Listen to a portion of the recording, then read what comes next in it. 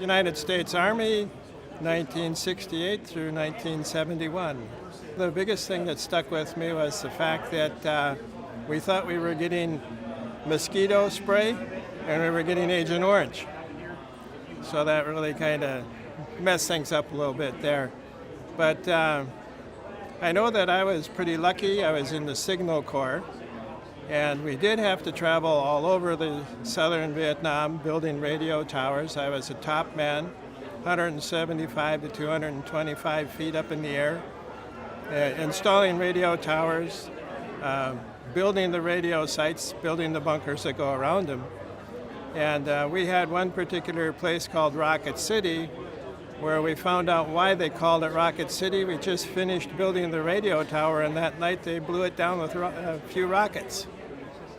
So being that I was the wise detachment commander that I was, we kind of forged some orders to get out of there. And we drove 20 miles down the road, and we met the minesweeping crew coming from the other way. We didn't have a cleared road that we drove on. We could have hit a mine any time. So we did a lot of things like that. Finally, I woke up and I got myself stationed on a radio site in Bearcat, Vietnam, and that's where I served the next 12 months. We broadcast, basically we're the AT&T of Vietnam, and General Westmoreland came out to visit our site while we were there, and I got an Army Commendation Medal for keeping my radio site up continually, even under attack. We got chewed out by a colonel because we didn't wait the 5 minutes to get the radio generators back up. We turned the power on within a minute so we could keep the communications to the troops in the field open, because if we would have stayed down for 5 minutes, I'm sure many guys would have lost their lives in the battle that was going on at the time. There were times, I think I ran a 10-man detachment at Bearcat, and some of the times we were 72 hours straight without sleep to keep the radio site going and things like that. But we had a Christmas night, Christmas of 1970. We were just got over a massive firefight, and we had secured the radio site, and then somebody tapped on the door, and it was a chaplain. So we cleared him, and he came on in, and we sang Christmas carols in the middle of the night. And it was around midnight we started singing Silent Night, and all the firefight stopped for the rest of the day. And it just kind of really struck us that, we got these packages from the Salvation Army, and we had new toothbrushes. It was awesome. Some writing paper and pens. That was really something. And then we got our orders, because we were critical MOS, that if we agreed to take another 4 months in a combat zone, they would give us a 5-month early out. So, of course, who wouldn't take another 4 months so you could get out? And that was tremendous there.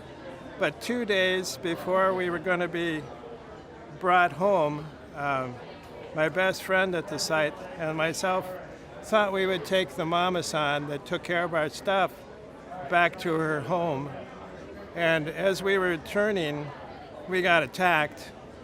I was driving the Jeep, and my best friend was shotgun, and we heard the tracers coming up the street, and just as our back tire, spare tire, blew off the Jeep, the road smoothed enough, he shot the sniper out of the tree.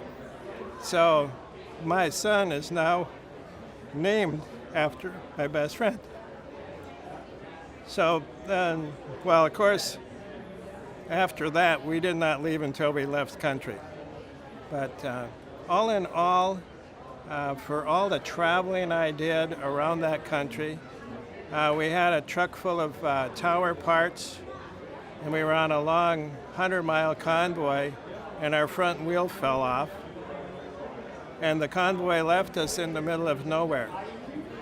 And So here's us 10 guys with our Jeep and our deuce and a half and pile of tower parts. And we did not know that the policy was if you break down, you get left. And they come back to get you when it's their convenience. So we sat in the middle of all this nothing 2.5 hours before a wrecker finally came and picked us up. So it was, but all in all, I always had some place to go back to sleep. I didn't have to get soaked like the other guys in the Army. They were out there in the field. I always had my truck or my Jeep. I always had a bunker where I could sleep. And fortunately, I guess maybe because I was an enlistee, I got a little bit more privileges than the draftees did. Because I got to choose that I wanted to be in the Signal Corps. I got electronics training, and the Army set me up for a tremendous life after service. But the Agent Orange did do a lot of stuff to me.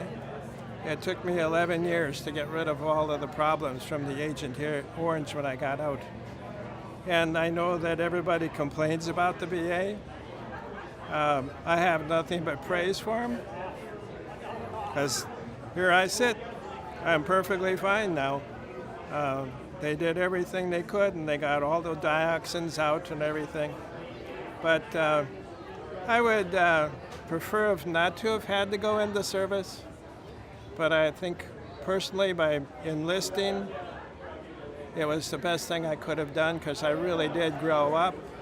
And who'd have ever thought a 19-year-old would have been in charge of $1.5 million of radio transmitting equipment, trucks, and Jeeps, and commanding 10 guys that were my same age. You know, here's a 19-year-old.